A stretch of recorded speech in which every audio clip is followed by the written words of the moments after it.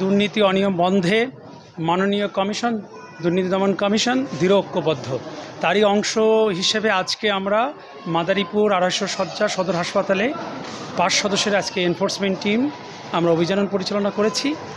মূলত এখানে যেটা হয়েছে ১০ শয্যা বিশিষ্ট আইসিইউ মেশিন দীর্ঘদিন ধরে এটা চালু নেই এবং এটার কোড়াইতে যদি কোনো রকম দুর্নীতি অনিয়ম হয়েছে কি না সে বিষয়ে আমরা তথ্য সংগ্রহ করেছি, প্রাথমিক তথ্য সংগ্রহ করেছি এবং কোটি কোটি টাকার এই যে আইসিইউ মেশিন এইটার পিছনে কোনো রকম কোনো বিষয় আছে কি না সেটা আমরা রেকর্ডপত্র মোতাবেক খতিয়ে দেখে কমিশনে প্লেস করব।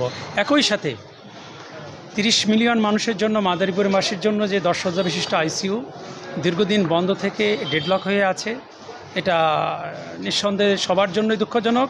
এ বিষয়ে আমরা কমিশনে প্রতিবেদন প্রেরণ করব দ্রুত এ বিষয়ে ব্যবস্থা গ্রহণ করার জন্য। একই সাথে সংশ্লিষ্ট ডিপার্টমেন্ট এই বিষয়ে পদক্ষেপ গ্রহণ করবে বলে আমরা আশা করি।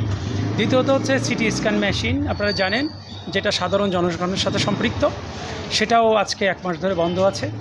সেটাও ৩ কোটি টাকার মতো আমরা শুনেছি এই মেশিনটা দীর্ঘদিন বন্ধ আছে, যদিও কর্তৃপক্ষ জানিয়েছে তারা এটা রিপেয়ার করার জন্য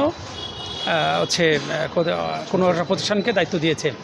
একই সাথে আমরা একটা বিষয় তথ্য পেয়েছি যে এখানে সাবেক যে বড়বাবু জনাব কাউসার সাহেব উনি ২৬ লক্ষ টাকার একটা তেলের বিল উত্তোলন করেছে, জেনারেটর তেলের বিল, তার কোনো ভাউচার আমাদের সরবরাহ করতে পারে নাই। প্রাথমিকলি আমাদের মনে হয়েছে এটা অনিয়ম দুর্নীতি।